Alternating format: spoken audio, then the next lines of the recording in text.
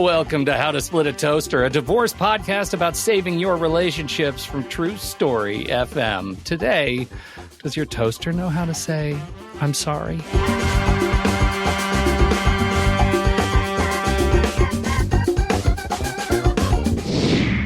Welcome to the show, everybody. I'm Seth Nelson. As always, I'm here with my good friend, Pete Wright. Today, we're sorry.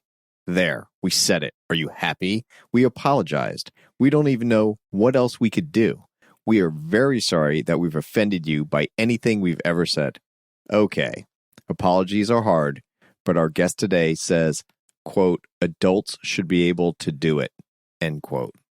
What I am not sorry about, though, is that we listened to our listener questions and comments, because that is how we found Susan McCarthy, who is one of the writers behind SorryWatch.com and author of Sorry, Sorry, Sorry, The Case for Good Apologies with Marjorie Ingle. She's here today to help us understand the anatomy of an apology and where it might just help you in your relationships. Susan, welcome to the Toaster. Thank you for having me. I'm really pleased to be on Splitting a Toaster. We're thrilled to have you for so many reasons. I think I am really curious how you ended up in the sorry business, given your main line of work. You know, I was telling you before the show what a great honor it is to have you here as one of the authors behind When Elephants Weep, The Emotional Lives of Animals, which is just a glorious book. And yet here we are talking about you as a master of apologies. How did that happen for you? Well, when I got out of journalism school, I made the mistake of telling editors I could write about anything. And then I realized that made their minds go blank and that I had to give them a category. So I told them I wrote about animal behavior and humor. And it was in my capacity as a humor writer that I wrote a piece for Salon about sorry if, the dreaded sorry if. And it was a humor piece tied on current events, and it was well received, but I didn't expect it to last because current events go away, become less current. But people kept writing to me and saying, I showed to my mom. I printed it out and I made my boyfriend read it so he could understand why I was still upset, even though he apologized. And I realized it was something people cared about. I asked my friend Marjorie Ingle, who's a wonderful writer who writes humor, but who also writes for lots of Jewish publications, which means that every year she has to write about atonement, apology, and forgiveness. And so she had thought about this quite deeply.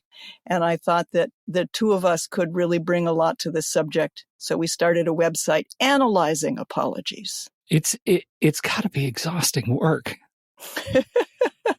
Well, human beings are brilliant at coming up with ways to save their pride by giving lousy apologies.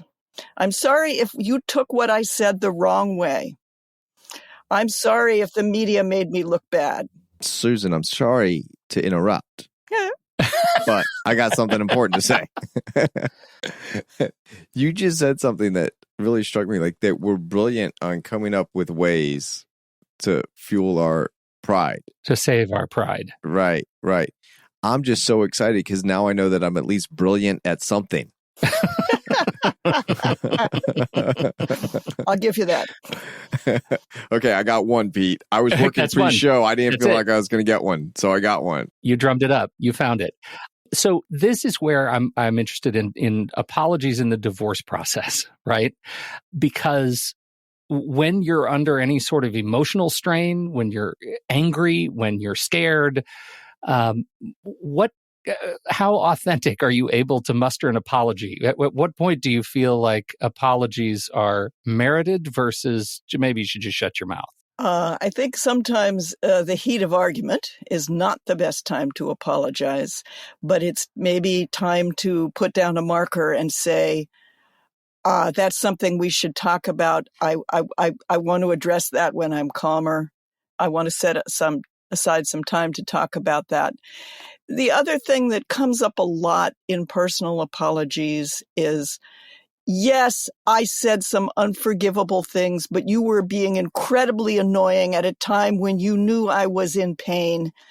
Those are two separate conversations. And so the conversation about the unforgivable things that I said, which maybe they are forgivable if I apologize, and the annoying way that you were behaving when you knew I was in pain. Those are two separate conversations. You need to tease them apart. And of course, in something as complicated as a marriage, it's more than two conversations. Let me just say, as long as we're on the subject of divorce, my parents got divorced, and they had an extremely amicable divorce, which has its own problems because their kids are always saying, well, wait, if you get along, why should you even be divorced? I would like things go back the way they were, because they didn't fight in front of the kids. But in fact, my parents were divorced in the 1960s in California. They told their attorney that they wanted joint custody, and the attorney said, that doesn't exist, but we can work something out. At their next visit, the attorney said, it turns out joint custody does exist in California law. Nobody ever asked for it before. How times have changed. Times have changed. I admire my parents so much for having an amicable divorce, even though I would personally prefer that they didn't need to get divorced. And just saying, it can happen, and it's worth it. Did you get anything from your own roots about how to apologize? No, not really. I think that most people do not see models of apologizing. They do not see models of accepting apologies. And that's one reason why it's so hard. Well, also, isn't the problem too that when kids are little and they do something wrong, you just say, the parent says, go say you're sorry. And they say, I'm sorry. They got step one. Now they're little, right? But there's no one's teaching them 2, 3, 4, 5, and 6. And then by the time they get to their teenage years and they're dealing with relationships that frequently will need apologies, they're not listening to their parents to teach them how to do it anyway. So they're going to learn these behaviors from their friends, their peer groups, their social media, whatever the case may be. But it's probably not doing a good job. Yeah, I think the thing to do is to start teaching them when they're small. And as Marjorie says, little kids are feral. They don't really grasp that there are other people who are really hurt by, I tore the leg off your teddy bear. So you say, say you're sorry. Say you're sorry for tearing the leg off the teddy bear. Say that you will help sew the leg back on if my mommy trusts me with a needle. And then, just scale it up as they get older. I'm so bad. Like, right when you said that, I was like, this kid's going to take the needle and, poke the bear in the eyes. Pete saw it in my face, Yeah, I knew the attorney sociopath would come out. Exactly. Exactly. So bad. My daughter went to a preschool where there was a biter. Oh, dear. There's always a biter. There's always a biter. And one day I arrived at Marjorie's older daughter was a biter, I am told. One day I arrived at the preschool just as the biter was being told to apologize to a child she had bitten. And these are toddlers. And so she was being coached to give the other child a hug and a kiss. And the child who had just been bitten was like, oh, no way. No, come near me with those teeth. It's like Tyson biting the Holyfield's ear off. Like, what are we doing here? Can you break down the anatomy of a good apology before we start talking about how bad Seth is at it? Yeah, absolutely. You don't know that, Pete, because I've never had to apologize, nor have I apologized. Please see the evidence of this show. Well, Marjorie and I came up with 6 steps, and then finally we added a half step. And not every step applies to every apology, but they're more important at the beginning. So the first one is to say, I'm sorry, or I apologize, because the brilliant human being like Seth, who doesn't want to say those words and humble himself, may say, I really regret the way this has turned out. I couldn't sleep last night because I'm so upset. That's about you. That's not a real apology. Secondly, we say you should apologize for what you did specifically. So you don't say, I am sorry I messed up. You say, I am sorry that I jumped up from the dinner table and stormed out. Thirdly, we say, show that you understand the impact. And you say, I realized that when I stormed out and took the car, I left you stranded and you had no way to get home. Fourthly, we say, no excuses. Don't make excuses. Don't say, you were being so annoying. Say, You might need to explain. You might need to say, I actually got a call from the doctor. Whatever. You need to explain, maybe, but you definitely do not need to excuse yourself. Again, that's a separate conversation. Further down the list, and this obviously doesn't apply to every apology, say why it won't happen again. And if it is appropriate and it's not appropriate, and if I step on your foot, I should apologize, but do I make reparations? Not unless I stepped on your foot really hard and you need to go to the emergency room. So those are the 6 steps. And then we added a half step that's relevant to some apologies, which is listen. Listen to the person you're apologizing to. And they may say, I wasn't upset that you stormed out. I thought that was part of the fair give and take of ideas, but I was upset that you took the car. Okay, so know what you're apologizing for, right? I feel like that's a mistake I would make. Yeah, I do too. Apologize for the wrong thing. Well, so Seth, what are you thinking as you hear this? I mean, you see a lot of couples that are in strife. How good are apologies, or relatively bad are apologies in your work? They're non-existent. Really? And I'm not joking. Okay. They're non-existent. When people are getting a divorce, there are a lot of different conversations that are happening, some simultaneously. There's the conversations the parties are having with each other that the lawyers don't know about. There's conversations that the lawyers are having with their clients. There's conversations lawyers are having with each other if they're doing the right thing and trying to resolve the case or schedule or limit the issues and solve problems and not create them. There's formal conversations that the lawyers on behalf of their clients have with the court in written documents and in presentation of evidence or oral argument or just being in front of the court. So the apology that we're kind of focused in on here, Pete, is one from one spouse to another. I don't see them or hear them often. I think it would certainly fall into the trap of apologizing for the wrong thing. I'm sorry that we're going through a divorce. No, you're not. You cheated on me, you bastard. I mean, So, in the timing of it, you've already, quote unquote, lawyered up. Like, if you're that sorry, why are you, trying to take the house away? Do you see clients who go through mediation? Oh, yeah, we mediate all the time. I was a certified mediator for a very long time. I was recently reading an article about mediation, which had an interesting footnote about a couple going through divorce, and the negotiations had extended pretty far, and the footnote said they were $50,000 away from the final agreement, which suggests to me that they were pretty prosperous people. And they could not agree on a piece of jewelry that the husband had bought to give to his mistress. Neither of them really wanted it, but it had such symbolic value for each of them. Like, I'm not going to let you have that and give it to her. And, that is just, childish revengefulness that you want to take it away from me when you don't want to wear it yourself. And they just could not agree. And the mediator said, what about an apology? And they didn't give the process by which they convinced the husband that he should apologize to the wife in this case. And he did. He apologized for cheating on her. And they agreed to take the jewelry and put it in trust for their 8-year-old daughter. Wow. But the apology did not appear in the document. It was just a spoken apology between the two people. It was not one of the conditions of the agreement. So it didn't go very public. If it works. That's interesting.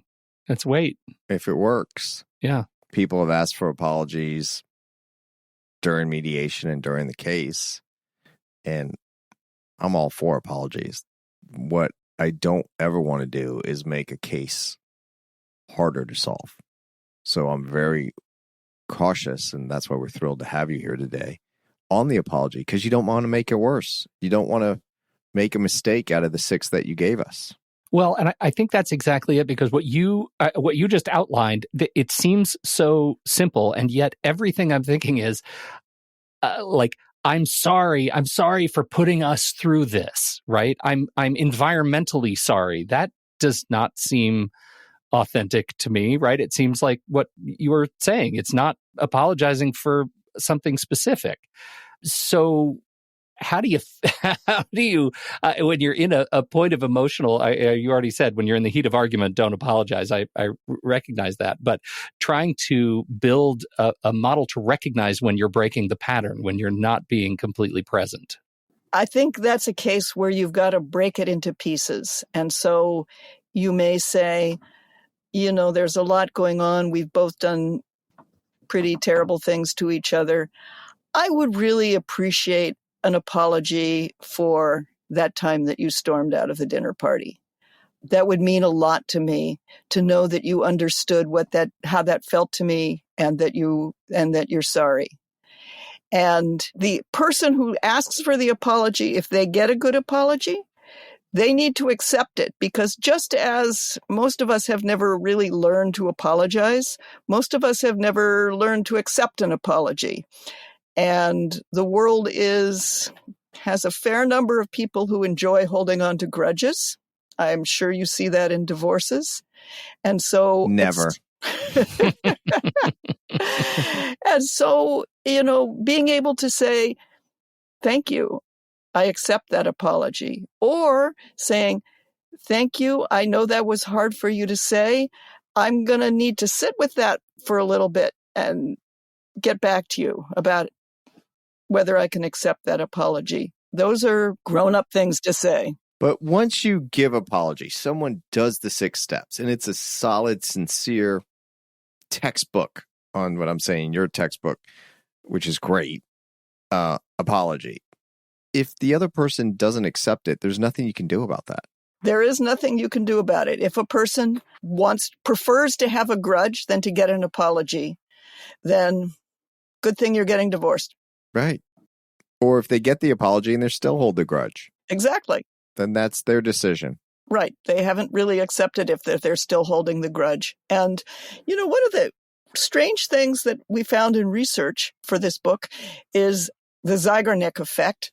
And short version of that is you remember uncompleted actions better than completed actions. So in my case, if I say something really stupid to somebody, I will wake up night after night at 3 a.m. and think, oh, God, that was a stupid thing to say. That sounded racist. That was rude. That was disgusting. What a jerk I am. And if I get to apologize, and sometimes I have invited people out to lunch specifically to apologize for saying something dumb, then, believe it or not, I actually forget what it was, the stupid thing that I said. Not only does it not bother me at 4 a.m., but there are a couple times when I wanted to post about something on the Sorry Watch webpage, and I was like, what was that stupid thing I said? I went over that in my mind dozens of times. I invited her out to lunch and apologized. What did I say? That would be really useful to know. And that particular one, I've never recovered. There was a time when I apologized to my daughter. Later, she couldn't remember it, and I couldn't remember it until a song brought it back to mind. So I was able to write about that one. The point I'm making is that an apology accepted loses so much of its sting. It stops being a grudge. And one of the interesting stories that I came across was the psychologist Claude Steiner was running workshops in emotional literacy. And there was an older couple in one of his workshops.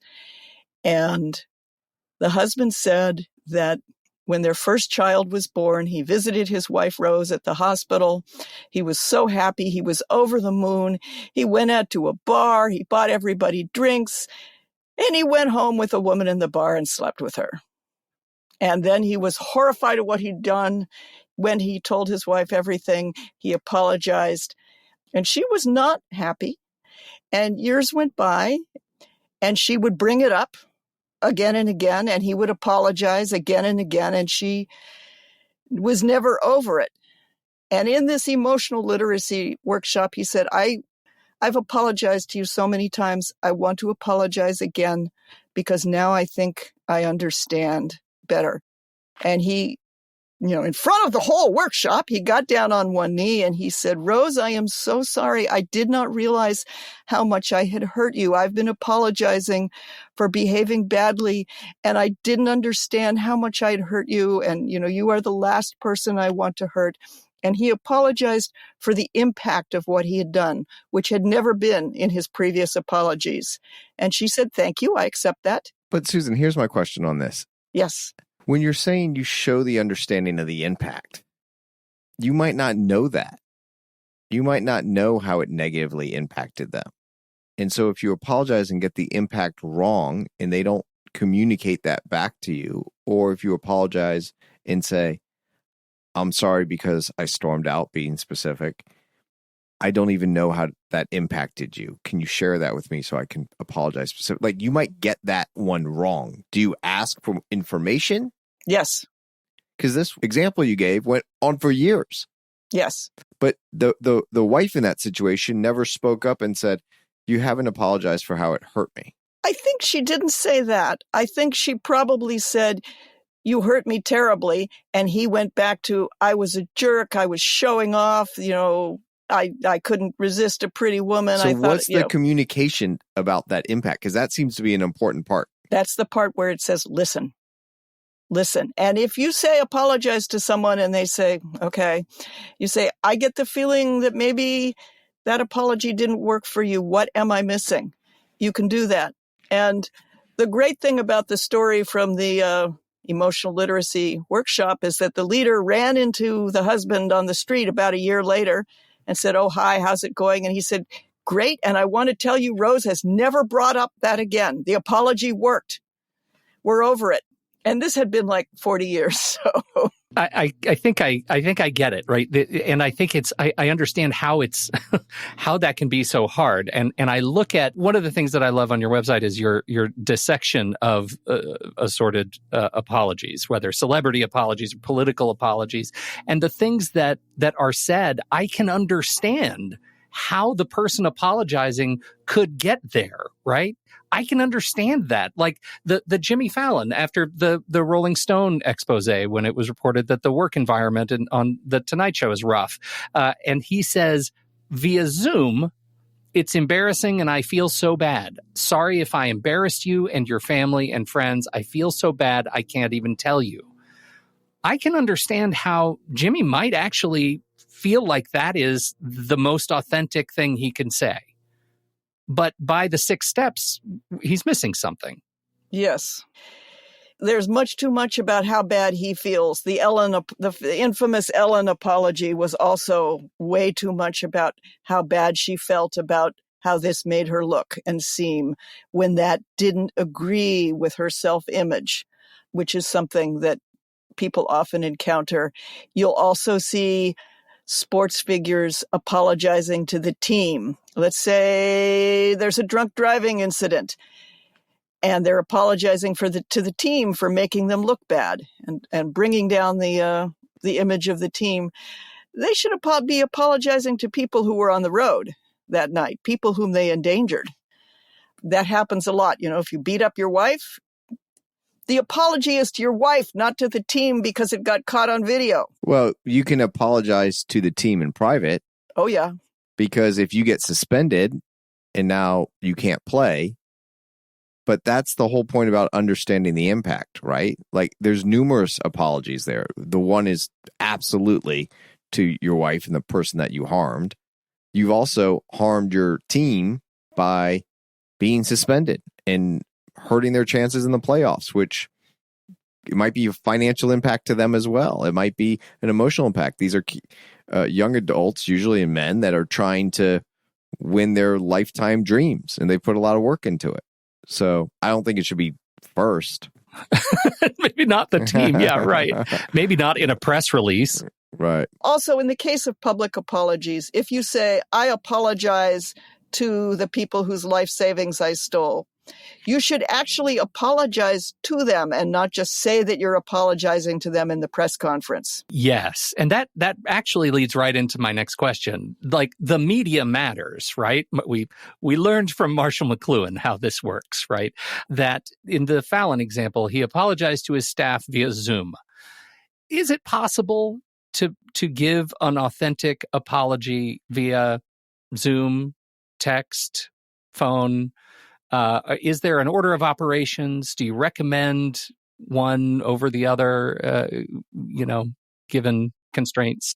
That's a good question, because there are different ways to apologize that are appropriate under different circumstances. So you don't want to trap someone in the car with you when you're apologizing, because if they're upset, they probably shouldn't jump out while the car is moving. I was hoping you were going to say they can't get out, because I was teeing that one up for a joke, but you saved it. Sorry. Can we start again? No, we're good. We're good. It's all about timing. And, if you send someone an apology in a letter or an email, they can sit down with it and they can think about it. And you're not putting them on the spot. This is something that comes up a lot of times when people are doing the steps in AA or NA. It's time to make amends, and you don't want to corner people and say, "I was such a shitty boyfriend," and let them have the chance to get away, or let them have the chance not to have that conversation at all, and say, "Yep, you were a terrible boyfriend, and I never want to speak with you again." And they do not have to listen. If you did something nasty in person and then you apologize in text, there's a mismatch there. Oh, well, that's the model, right? Is like, I feel like the apology should match the the thing you're apologizing for. Yes, and that's the way it's supposed to be in the media, as if the newspaper gets it wrong and they print a correction. The correction should be in the same section where they got it wrong. It shouldn't be way back in the ad section. In corrections under the obituaries, right. Right. That's the first place I go in the paper. We're so sorry. We wish we were dead. We wish we were dead. We right. wish this idea would die. Yeah. All right. Do you have favorite apology stories? Oh. I mean, you've seen a bazillion of them. We have seen a bazillion. One of my favorite examples of an apology, because even though it's a celebrity, it was a good apology, and so it's kind of been forgotten, which was the musician Questlove with the Roots, a great musician, was on a Asian tour, going to Japan, and principally Japan, and I think China and other Asian countries. And he was having a great time, and he was filling his social media with pictures and little video clips, and a lot of them were making fun of Asian accents, just making fun of people who were asleep and trying to talk to him in English, and their English was terrible. And people on social media said, "Ooh, ugh, that's racist. You can't do that." And he was indignant. "You are accusing me of racism?" And then he took a little time. He took a couple days. He talked to his friends and he said, "Wow, I apologize. Of all people, someone like me, a Black American who knows what racial discrimination is like, I'm the last person that should be making these jokes. They weren't funny." He went into a little bit more detail, and he said, "And for those who are defending me on social media, don't. I was wrong. Don't go after the people who are calling me, ethnocentric, because they're right." And it was just a really nice apology. It just really just calmed things right back down. And so none of us heard of it. Yeah. I mean, that is, I think you've said that a couple of times, and I just want to amplify that. The good apologies lead to sort of forgotten events. Right. Non-events. That's over. That happened. Really lovely. And he just totally diffused the thing by taking such ownership of it. That's exactly. Really lovely. Yeah. Quality guy, Questlove. Absolutely. I admire him more than ever. For sure. See, that's the thing. A good apology, it's humiliating to apologize, but if you do it well, it actually makes you look like a good person. Yeah. Susan, do you have an equivalent 6 steps for learning how to receive an apology? No, it's a lot simpler than that. I think that you have to respond. You might not want to respond instantly. It's good if you can say, "I accept the apology." It's good if you can acknowledge an apology that wasn't easy to make. So if you can say, "Thank you. I think that was hard for you to say, and I really appreciate your saying it. And if things are good, you can say, I accept your apology. Let's put that behind us. Or you can say, thank you. I can see that was hard for you to apologize, and I need to sit with that, but I appreciate your making the effort. I am not yet ready for a hug. I am still vibrating with rage. I'm going to bite your ear off, Pete. But don't worry, Pete, you'll know it's coming because I'll have boxing gloves on. Yeah. Okay. Jeez. Well, Susan, what about sorry, not sorry? There's a place for that, and it's mostly in humor. Okay. Okay. All right. Because that's what I hear from Pete a lot. That's why I was asking. And now it tracks. Sorry, not sorry. It's in humor. Now it tracks. Sorry, not sorry says, I know this impacts you badly, but I'd do it again. Yeah. Right. Well, and as something sort of birthed from internet culture, right? It makes me curious how, as you observe, apologies writ large, how internet culture and sort of the amplification of irony and satire have changed the way people give and accept apologies. Well, that is a complicated subject because people with good reason complain about the internet outrage machine and public figures or semi-public figures being badgered to apologize for something they've done, or typically something they said or did maybe years ago when they were in high school and thought that was a really funny thing to post. Well, that begs a great question, though. How do you apologize for something from years ago that maybe then you did and it was culturally acceptable and now it isn't? And it doesn't even, I know where I'm giving an example that immediately probably makes you think of public figures, or politicians, but really could be anybody. Yeah, that's completely doable. And oftentimes what will happen in a good example of that, and by the way, the good examples are more forgettable because good apologies were made, is to say, I really didn't get why that costume was offensive, that Halloween costume that I wore in high school was offensive. And so I talked to some of my friends who are, Native American or whatever, and they explained it to me. And now I can apologize with a full understanding of what I did, and not just because you're telling me that it was offensive. When you're kind of going through that hypothetical, Peter, just saying with historical context, I was looking at the rules and the steps and saying, oh, show the impact, understanding the impact. Like now I understand the impact. I didn't understand it then. I have no excuse for that. You don't say I was young or it was the culture. Right? That's the excuse. I have no excuse for that. But everybody laughed. Oh, right. Great example. Yeah. But it won't happen again. Yeah, that I like that. I think that's the thing is apologizing and recognizing or amplifying the fact that understanding the impact and how important that step is, amplifying the fact that because of this understanding, my worldview has changed. I'm sorry because I came from a point of ignorance and now I am not. And I'm sorry that I did this thing from that point of ignorance. That's very well said, Pete, because then you're giving them something. You made the world a little better by understanding that. And as we talk about this, you asked the question early on, like, Seth, do you ever see apologies in divorce? I said, I don't. And a lot of that, I think we all were thinking about, how do the spouses apologize to each other? But as we're having this conversation, I think there is a way to apologize to your kids because it's not their fault. Yeah. I'm like listening and I'm going through the steps and it's right. I'm sorry that this divorce is impacting you. Right. That's boom. I'm sorry, the specifics. And it's the impact that you're going to have two houses. You're going to have to carry your shit back and forth. You're inevitably, not because of any fault of your own. Yeah. Whatever outfit you want to wear or your gym bag is going to be at the other parent's house. And it's going to be a pain in the ass. Yep. Right? We're breaking up your home. And we don't have any excuses for it. Yeah. Our marriage didn't work. It's impacting you. The kind of won't happen again doesn't really work. But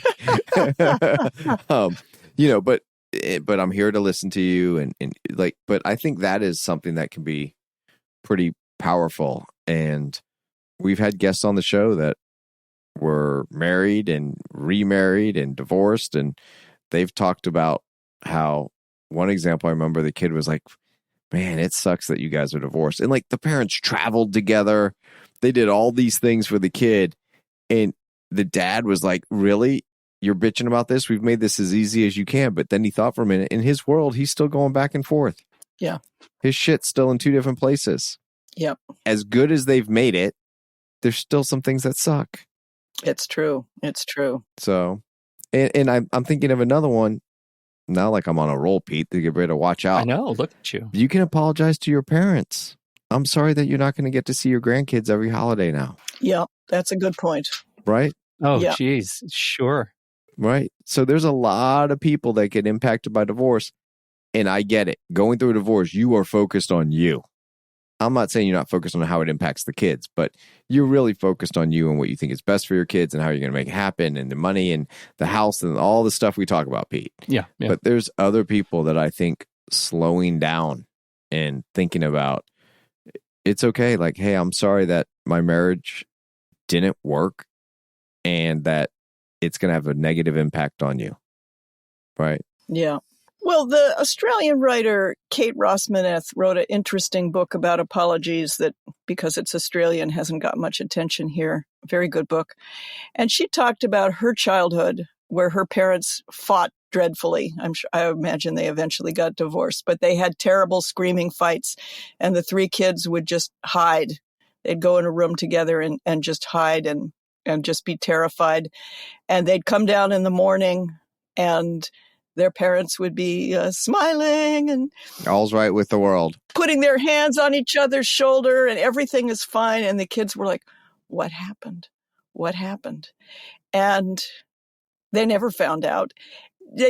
She said, we never saw an apology. We never saw how they made up their differences. We never saw how it went from you monster, you've ruined my life to more orange juice. And that's difficult because you don't actually want your children in on every fight. But possibly you can say, if it's relevant, you can say, I apologize to your father, or I apologize to your mother for being away, or whatever it is that the thing is. You can just let them know that an apology happened and that you were able to make it up to each other without making them witness the whole business. Is there such a thing as over apologizing? And I got to thinking about this when Seth said you can apologize to the parents. So not necessarily, I mean, I guess there is am I apologizing too much to the person, former spouse, the person I have wronged somehow? But what is the locus of impact around an apology? How many people out do I need to apologize to? Rabbis, priests, therapists for infractions that involve me and my spouse. When do we go too far? Yeah, I don't apologize to your therapist. Maybe I only say that because my husband's a therapist. You can take it. Yeah. It's part of the gig. Yeah. The apologizing too much is, there's the one you're talking about, the wider and wider circles of people you apologize to. And I think you really don't want to get too wide, because one of the other things is apologizing too much in a specific thing. And you say, I am so sorry I did that. And the person says, that's okay, I understand. And you say, no, I feel really bad about it. I could not sleep last night. And they go, it's okay. I'm over it. And you say, that's just not the kind of person I am. And I don't want to be that kind of person. And what you're doing is you're making it all about yourself. And your feelings of remorse may be genuine, but you don't get to pile them on the person that you're apologizing to. That's too much. Yeah. Okay. That's the. Pete's not worried about that. You just described so many lines that I feel like I've heard. Right? Like those are regular apology tropes. Yeah, there's so many, and it's interesting when Marjorie and I do interviews. Sometimes questions come up, maybe in the Q&A, maybe even from the interviewer, that make us go, oh, you just told us something about yourself. Like if someone raises their hand and says, is 7 weeks too late to apologize? They did something 7 weeks ago. Let's just say on June 1st, there might have been something. It's funny you bring this up because I bought my wife flowers not too long ago. And I don't know, I was just feeling really good. I was happy, married to her, like life's good. So I bought her these really nice flowers. And her mom came over and she saw the flowers. And the first thing she said was, either he did something really wrong or you did something really right. So, but somebody's got to keep score. Yes, there's always a yeah, score. I'm losing in the marriage points, I'm sure. But what about an apology with a gift? How does that go? That's the reason why I raised this. Oh, that's a great question. Yeah. That's really, really context dependent. Your gift should not appear to be a bribe. Much as I like receiving $10,000 checks, that's not going to buy the acceptance of an apology. Pete, I'll accept it for $5. Not cheap, but can be bought. Yeah, right. That's right. The trouble with flowers is that if you walk through the street carrying them, people will be like your mother-in-law, and they'll go, "Oh, what did you do?" Yeah, and I mean, you could say nothing. It's just because I'm a happy person. Stop and smell the roses. Yeah. So anything else before we wrap up, like that people really need to we need to hit home on these apologies? One thing is you can practice on easy stuff. You can say, I have a hard time saying that I'm wrong. And I consciously years ago started practicing and saying things like, oh, the salt is on the table. You were right and I was wrong. Oh, sure. Now, that's not an apology. That's admitting I was wrong. And the more you do it, the better you get at it. Pete thought he was wrong once, but it turned out he was only mistaken. Do you know, you are being a smartass about it, but I'll tell you, this really resonates with me because I feel like this is one of the creating a practice out of the things that you need to change in your life makes a really big difference. For me, it was like I was getting super stressed out over feeling like all stress was my stress, had to carry my stress, and I had to really start saying, I don't have a strong opinion about that. When I really was addressing, somebody came to me with a problem and I would say, I don't have a strong opinion. You get to make the choice, because I was feeling strongly about everything. The salt is on the table. The salt is on the table, right? Like, I don't care where the salt is. Ultimately, I'll find the salt. I actually have a joke that I use on that same concept is, yes, I used to swear to my team, the file's not in my office. And then I said, well, the file's always in your office. Well, exactly. But then I said, do you know there's this really weird rule of physics that I remember from high school? And they're like, really? What is it? And I said, the more that I swear the file is not in my office, the higher likelihood that it is. Yeah, that's settled. That's settled science. That's right. So it's the same thing, right? Yeah. Yeah. Statistically speaking, the glasses are on top of your head and the file is in Seth's office. That's right. Yes. That's right. It's like my kids growing up always had to have an answer to anything. And for them, the mantra was learn to say, I don't know. Learn to say, I don't know the answer to that question. I'll find out. Right. So this idea of practicing, like learning the 6 steps or figuring out where your apologies fall short, and really landing on that, making that the thing you practice, I think is brilliant. Yeah. I will tell you that when I have said to people, you were right and I was wrong, half the time they go, I don't think anyone ever said that to me before. Wow. Yeah. Right. Huh. So it's powerful. It makes a difference. Makes a difference. We've done that in the office. I've taken a sticky note and put it on Sterling's door and put, you were right, I was wrong. And of course, it becomes a big joke in the office. He's like, oh my God, I'm saving it. And I'm like, saving what? He goes, the sticky note. I said, first off, your name's not on it. Second off, it's not dated. It's not dated. Third or off, signed. it's my handwriting, but it's not my signature. But then everyone's laughing, right? Yeah. And they all know that I was telling them, but I was just doing it more of a humor way, right?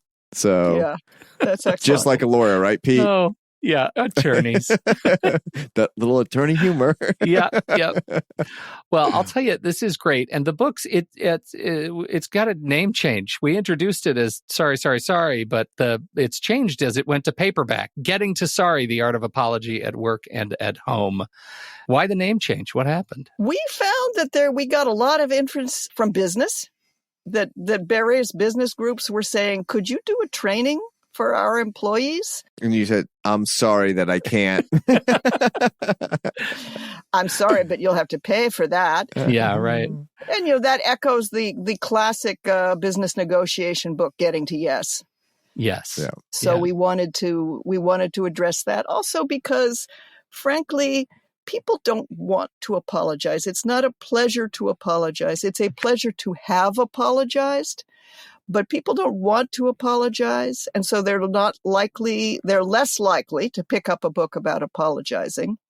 And also, if you give someone a book about apologies, they might think it's a hint that you want them to apologize to you. Yeah. I was totally going to play that joke on my wife. Like, Yeah. I read this book. I think you really need to read it too.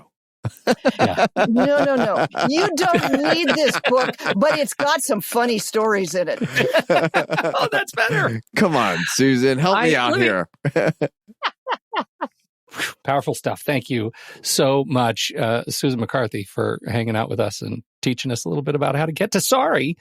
We've got links to the Sorry Watch, links to the book in the show notes, and we will encourage everybody to please go check this out. And I want to say this whole show is essentially a listener question response, because we had someone write in who actually did suggest specifically, please reach out to Marjorie and Susan about this book.